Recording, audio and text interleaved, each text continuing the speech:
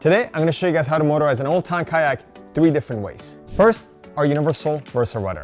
So to do that, we're going to need to change the gudgeon or the rudder bracket that comes with your Old Town rudder. So we're going to remove that and we're going to replace it with our Simple Gudgeon.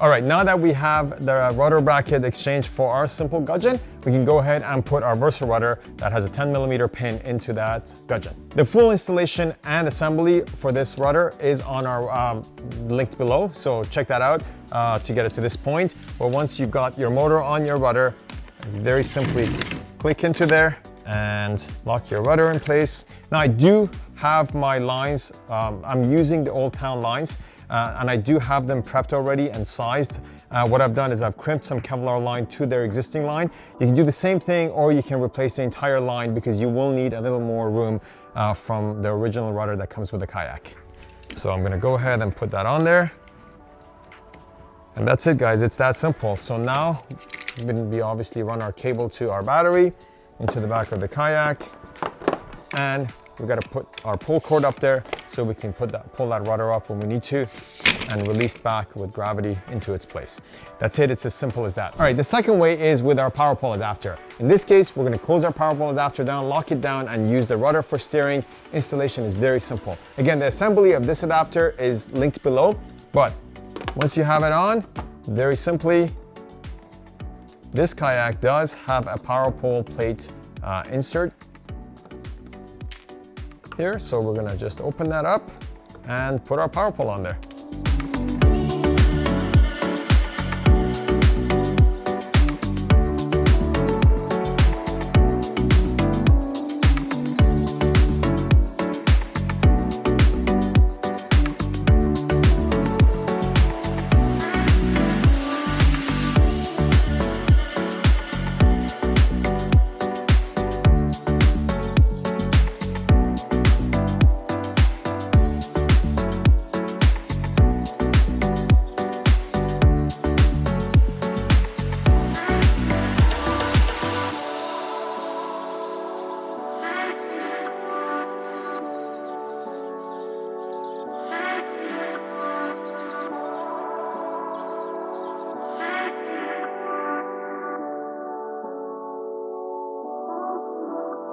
All right, that's it, guys. So our power pole is in place. We're gonna run our cable to our battery there, and we have our bolts nice and tight.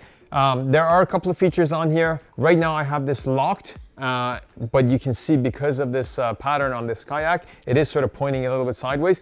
You can very easily straighten this. We do have an adjustable locking system here. So there's our locking mechanism that allows you to steer this motor as well if you wanted to use our power pole steering. But what you can do is you can loosen up that bracket a little bit. Once you have that bracket loosened up, then you can position the motor so it's totally straight, sort of pointing forward instead of pointing on an angle. So you're basically making up for that difference in the angle of the kayak. Then we're going to tighten that up. And once that's tight, it's going to be pointing forward, and we put our locking pin into place.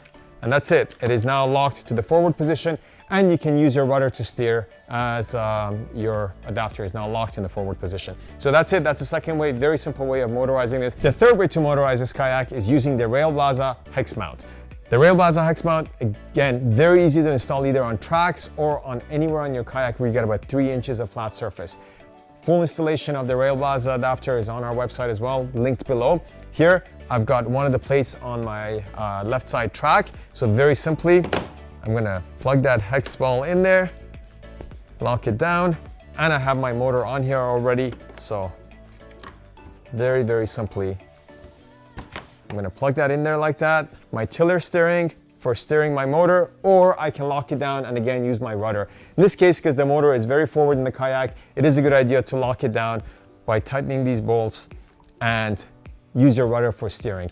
It is difficult to steer a kayak from the middle of it because you're going to keep trying to push the kayak along the water. But that's it, guys. Simple as that. You got 3 different ways to motorize this Old Town kayak. Thank Thanks for watching. See you guys on the water.